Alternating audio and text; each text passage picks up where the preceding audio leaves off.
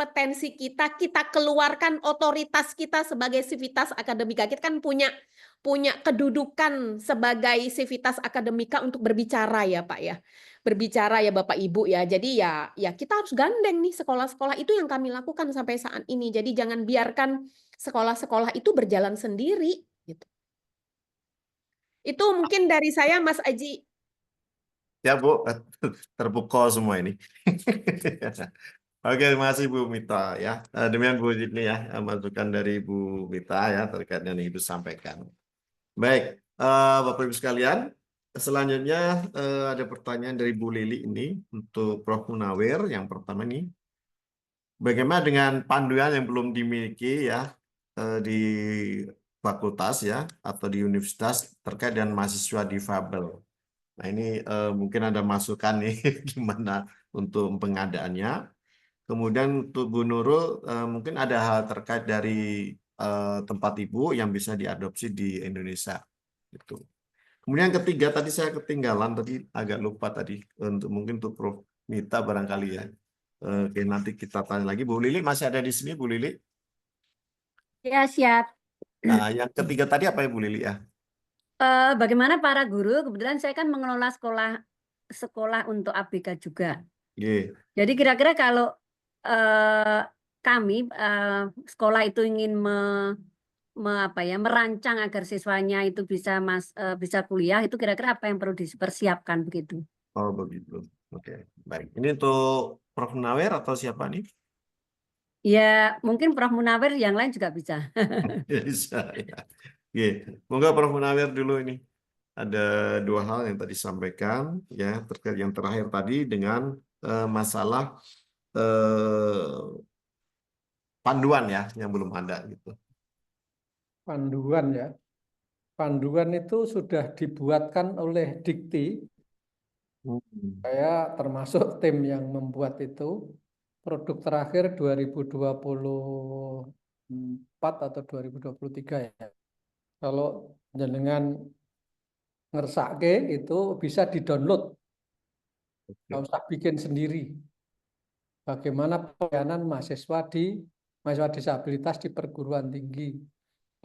Bagaimana pembelajaran tunanetra, bagaimana pembelajaran tunarungu, bagaimana pembelajaran tuna dan seterusnya autis dan sebagainya itu sudah ditulis dalam panduan yang dikeluarkan oleh kementerian, oleh Direktorat Pembelajaran dan Kemahasiswaan. Nanti bisa diunduh di sana. Kalau nggak temu, japri saya nanti saya carikan, saya kirim panjenengan. Siap, Prof. Terus yang kedua tadi pertanyaan tentang yang mau kuliah ya. Iya. Ibu Lili ya? Iya, Nji. Itu Mbak, pertanyaannya. Iya. Kemudian saya kan mengulas SLB. Nah, kalau kami mau mempersiapkan siswa kami yang sudah di SMA ini supaya bisa kuliah, itu kira-kira apa ya kompetensi-kompetensi yang perlu disiapkan begitu? Saya sarankan gini, SLB itu kan menampung dari semua jenjang ya biasanya, SD, SMP, SMA gitu ya. Yang memang berpotensi dan berkeinginan untuk melanjutkan pendidikan sampai ke jenjang pendidikan tinggi, tolong mulai di assessment sudah sejak SMP-nya. Jadi karena kalau panjenengan terlambat dalam melakukan assessment itu, mau tidak mau anak tersebut harus menggunakan kurikulum yang bersangkutan di SLB itu sudah diturunkan jauh dari kurikulum standar SMA, SMP. Kalau kurikulum SMP, SMA di SLB sudah diturunkan, SMP itu diturunkan sekitar 40%. SMA itu diturunkan sekitar 60%. Jadi tinggal 40% akademik, lainnya keterampilan. Nah, dengan kurikulum yang seperti itu kemudian dipaksa untuk mengikuti seleksi perguruan tinggi sudah hampir pasti kalau tidak ada penguatan di luar sekolah itu hampir pasti nggak akan bisa bersaing. Oleh karena itu persiapannya tolong dipetakan dan jangan semua siswa SLB didorong perguruan tinggi. Yang penting mereka ini ada potensi yang pertama, yang kedua minatnya itu loh. minatnya kemana? Minat kerja atau minat akademik? Kalau memang minat kerja, ya sudah sejak SMP itu didorong keterampilannya yang diperkuat. Kalau minat masuk perguruan tinggi, tolong mulai SMP, SMA kelas 1 sudah mulai diperkaya dengan materi-materi akademik. Ada saya kerjasama dengan Universitas Terbuka Brawijaya Malang, itu membuat video tutorial bagaimana cara belajar di perguruan tinggi bagi mahasiswa disabilitas. Karena berdasarkan pengalaman mahasiswa disabilitas yang kuliah di perguruan tinggi itu kaget kebanyakan. Loh kok ternyata kuliah itu kayak gini. Dicul lah yang biasanya di SLB itu apa-apa di sobio-sobio didampingi, nggak tugas bahkan ngerjakan juga didampingi gitu ya. Setelah kuliah di perguruan tinggi cul wong tuane reneng, pendamping reneng, enengi kanca dhewe, dan itu harus bikin paper setiap hari. Mereka nggak biasa bikin paper, ngerungokke kuliah wira cetha karena tuli, suruh bikin paper. Perintahnya kalimatnya terlalu panjang, dia nggak paham. Paper itu kayak apa, strukturnya kayak apa, itu nggak paham itu. Nah, saya punya video jumlahnya itu kalau nggak salah sekitar 30-an video tutorial ya. Bagaimana belajar di perguruan tinggi, mengenal perguruan tinggi, program studi, bagaimana bikin paper, bagaimana macam-macam gitu. Itu hasil pengembangan riset kolaborasi antara UNS, UI, kemudian UT, kemudian mana lagi ya kemarin itu ya. Itu artinya betapa pentingnya pembekalan hal-hal seperti ini sebelum mereka daftar ke perguruan tinggi agar mereka nanti tidak kaget gitu. Itu aja Mbak Lili nggih, barangkali bisa membantu lah gitu. Oke, terima kasih, Bro. Baik, masih Uli, Ya, Prof. Ya, sudah. betul, betul. Bu Nurul, untuk apa nih yang bisa diadopsi untuk di Indonesia ini? Baik, terima kasih pertanyaannya Bu Lili. Sepertinya banyak hal yang pengen diadopsi ya, tapi menurut saya dari sisi eh, untuk accessibility mahasiswa disabilitas dan berkebutuhan khusus di perguruan tinggi itu bisa kita lebih ke pemanfaatan teknologi karena sekarang itu kan seperti tadi mencari relawan kalau dari sisi saya sendiri itu juga terbatas. Kemudian dari sisi misalnya dari sisi staff pun bisa terbatas, namun nanti kita bisa terbantu dengan teknologi itu yang harapannya ingin diadopsi lebih dalam lagi ke arah sana. Seperti Prof. Munawir tadi juga mengembangkan beberapa yang kaitannya teknologi yang bisa dimanfaatkan untuk mahasiswa disabilitas atau orang berkebutuhan khusus pada umumnya. Oke, Saja kasih. mungkin Bu Lili. Itu sisi teknologinya. Ya, kalau di UNS bagi-bagi teknologi ya, Prof. Alat bantunya dibagi-bagi ya. Ya. Oke, baik. Eh, terima kasih ini. Nasi gorengnya udah keluar nih. Ini Mbak. Oke, ini muncul nih. Aci itu bikin nasi goreng apa? Ada yang share screen? Siapa nih? Stop. Oke, baik. Ya, selanjutnya Bu Nurul kapan Nurul pulang ke Indonesia? Mana Prof? Kapan pulang. pulang ke Indonesia? Oh, masih 1 tahun lagi Prof. Oh, tidak pulang-pulang. Jadi dosen tamu ya, dosen terbang. Selesai kontrak, Prof. Official Iya, appointment Prof. kita Ini, pengen diskusi di darat ya. Insya Allah Allah. Prof. Kami Harapannya. tunggu di Hiroshima Prof. Di daratan Pengennya sana. sih pengen ke sana lagi gitu ya. Ya mungkin lain kali lah gitu. Ye. Baik, Bu Nurul, ini untuk Pak Aris Rahmadi ini mungkin ada tanggapan dari Bu. Selain juga sudah ada penanggapan dari Pak Ishak Salim dari Kepala Pusat Disabilitas Unhas nih. Ah, Unhas ini mungkin ya. Prof Munawar juga lebih tahu ya, tapi saya sebenarnya kalau untuk orangnya saya tidak belum bisa merekomendasikan. Cuma sepengetahuan saya di Jogja itu ada pesantren yang dikhususkan untuk orang yang Tuli. mengalami hambatan pendengaran atau tuli. Nah, itu mungkin bisa menjadi salah satu untuk validasi ahli atau validasi pengguna, bisa dimanfaatkan juga dari sisi pengguna. Kalau Iya. dari sisi ahli mungkin bisa dari sisi Bisindo, dari yang mengembangkan bahasa isyarat, atau mungkin Prof. Munawet lebih paham. Gimana Ya, Pak? ada itu di Jogja. Artinya kalau mau dicari ada videonya juga sudah YouTube ya. Mungkin bisa gitu. Oke. Ya, Prof. Baik, tadi ada putus. Baik, Bapak Ibu sekalian, ini saya bacakan ya beberapa tanggapan dari Ibu Zidni juga ini. Jadi ini untuk Prof. Munawir sama Prof. Mita ini. Dokumen kebijakan di nasional ternyata dijadikan satu alasan bagi para guru untuk beralasan menolak siswa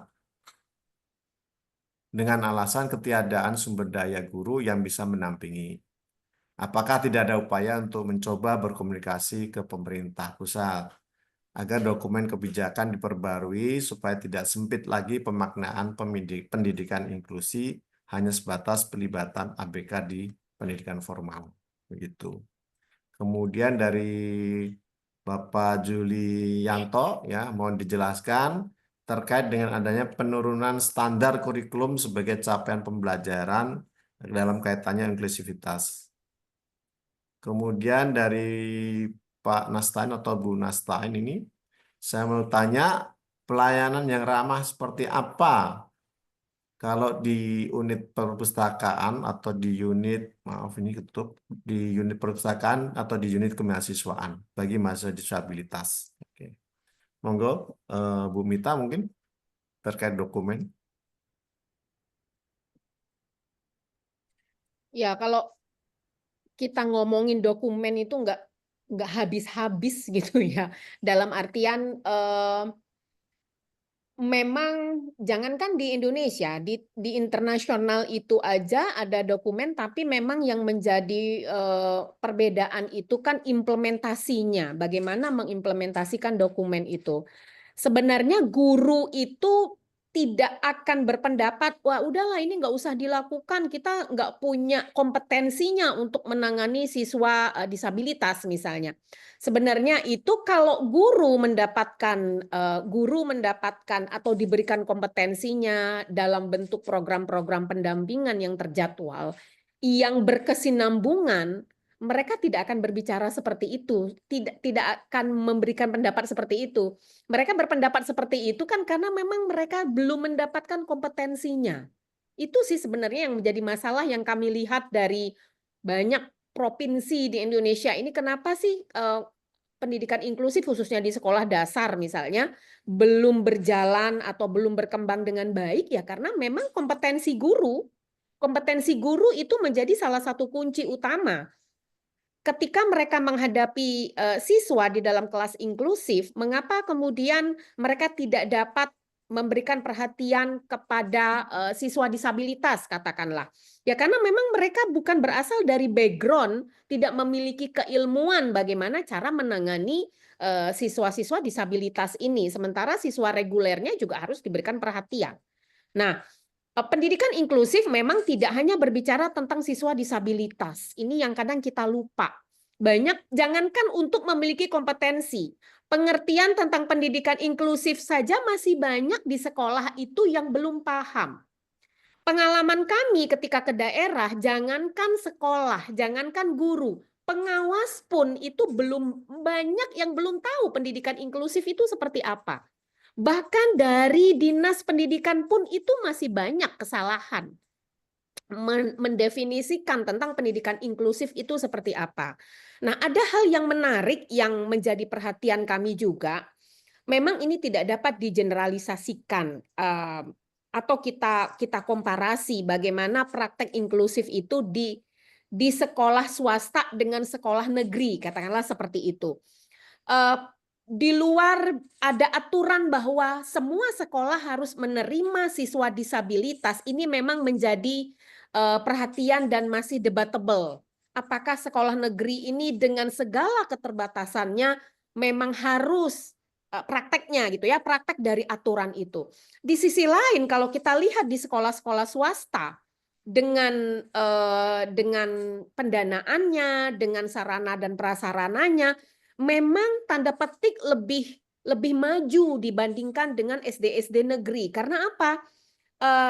Di awal mereka sudah tahu bahwa sekolah ini menerima siswa disabilitas. Orang tua yang akan menyekolahkan anak-anaknya di SD swasta, katakanlah, mereka sudah tahu apa yang harus mereka persiapkan. Sekolah juga menjadi lebih aware kesadarannya, memiliki tingkat kesiapan yang lebih tinggi untuk dapat mempersiapkan semua komponen-komponen pendidikan inklusif. Apa? Kurikulumnya, sarana prasarananya, GPK-nya, walaupun GPK-nya mungkin dibayarkan oleh orang tua. Nah, kita tuh kan inginnya seperti itu. SD-SD negeri itu juga memiliki kesiapan, baik itu sumber daya manusia, sarana prasarana, infrastruktur yang ada di sekolah.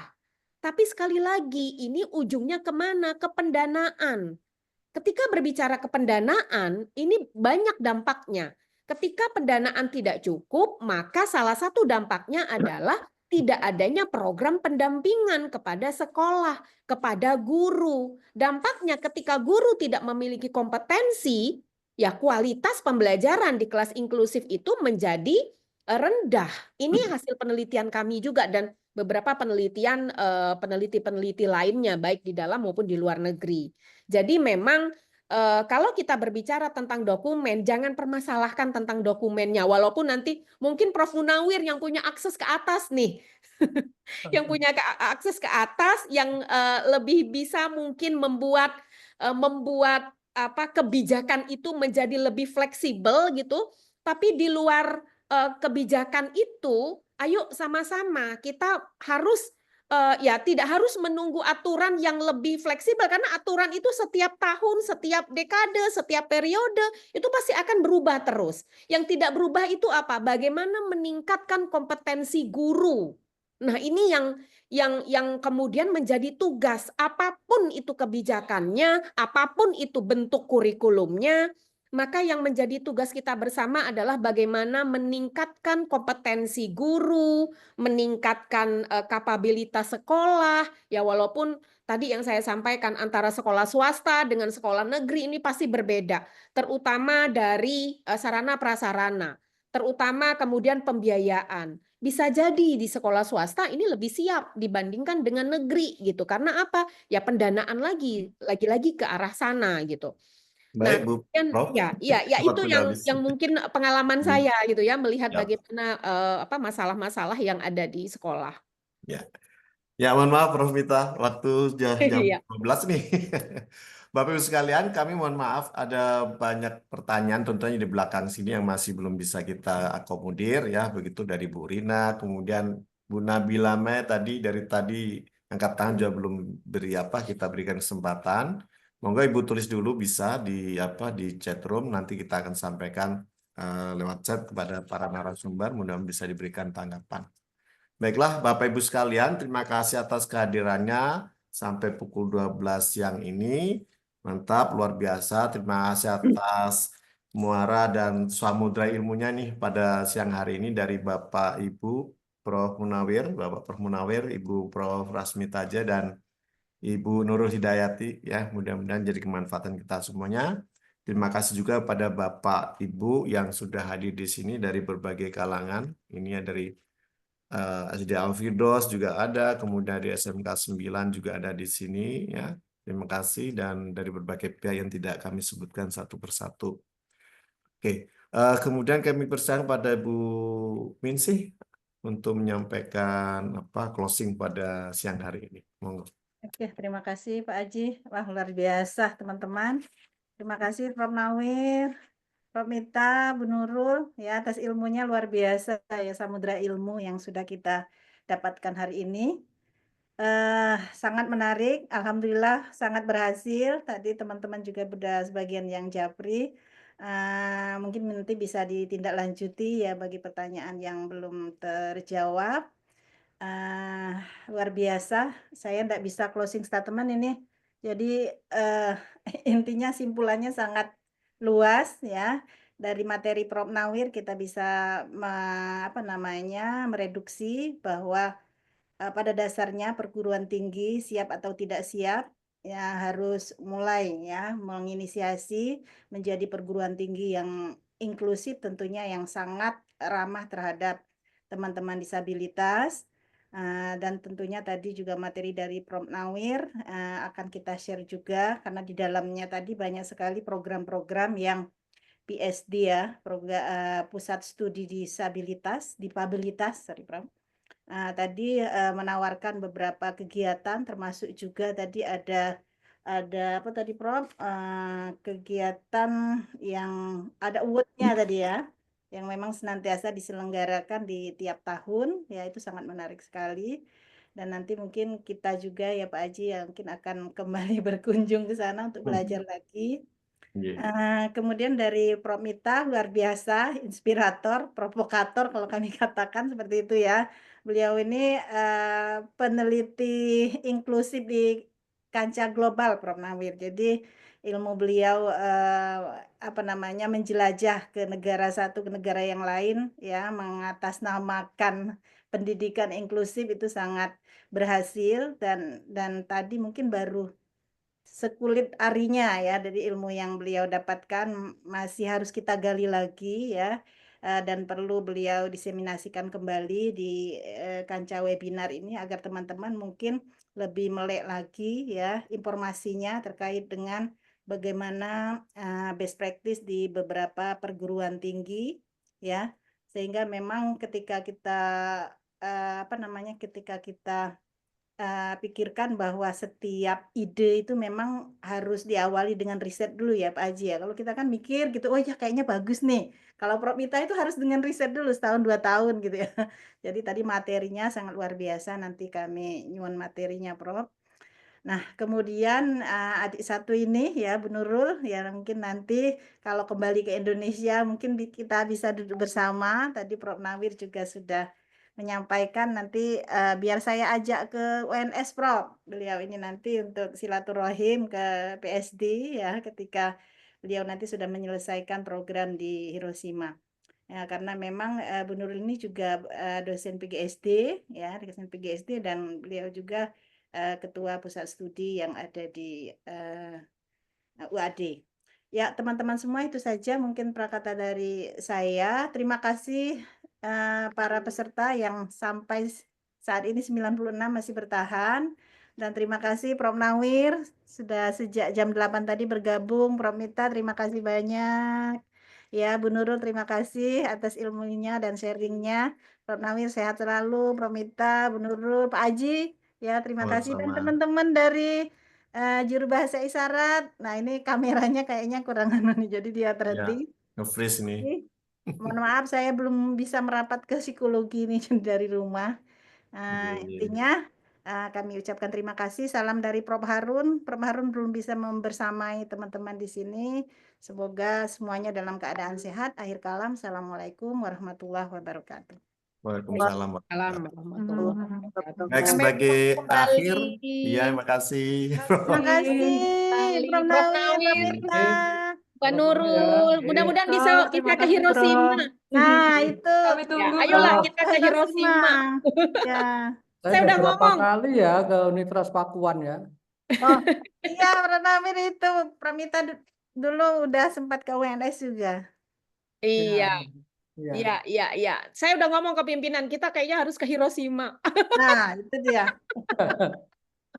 Kan pimpinannya sendiri, Pramita sendiri. Siap, Baik, siap. kita foto bersama dulu gimana ya? Dulu, foto dulu. Wah, udah 83. Monggo, silakan. Ya, Mas Gum-Gum, bisa Mas dibantu Gum, foto. Mas Gum ini juga dari UM Banjarmasin, Prof. Oh, Admin kita libatkan. Mas Gum, Luar biasa. Nggih, Ibu, Bapak. Siap, 1, 2, 3.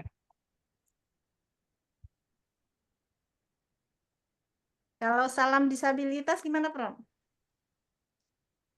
Salam inklusi gini. I, I. salam inklusi. Salam inklusi. Ya. Mantap gayanya Ibu Dokter Minsi. Salam dari Palu. Ya, oke. Terima Ya, Prof. kasih dari UIN Surakarta. Salam sehat semua. Nah, Sukses selalu semua narasumber. Terima Pak kasih Dokter. luar Ya, biasa. oke. Pak Julianto. Prof Nawir, Oke. Nah, Pak Julianto. kapan-kapan bisa kolaborasi. Monggo, monggo. Oke. Ini Pak Julianto dari mana nih? UIN Raden Mas Said, Prof. Oh, ya. Saya sering uji di situ. Iya, Pak Oh, Julian. iya. Temani Prof Nawir. Iya, Bu suaminya Bu Ningsih. Minsi itu. Ya, Pak Imam, Prof Imam Mujahid. Oke, Siap monggo. nanti. Jadi kita sering bisa ketemu lah nanti. Oke, terima kasih Prof. Oke, Ya. mohon izin nggih. Ye. Ya, Iya. Baik Bapak Ibu sekalian, terima Semuanya, kasih semoga atas selalu keadaannya Nggih. semuanya, Bu Bu Minsi. Nurul, makasih Ye. ya. Terima Ya, kasih. kita tutup dan Assalamualaikum warahmatullahi wabarakatuh. Waalaikumsalam warahmatullahi Waalaikumsalam. wabarakatuh. Makasih ya.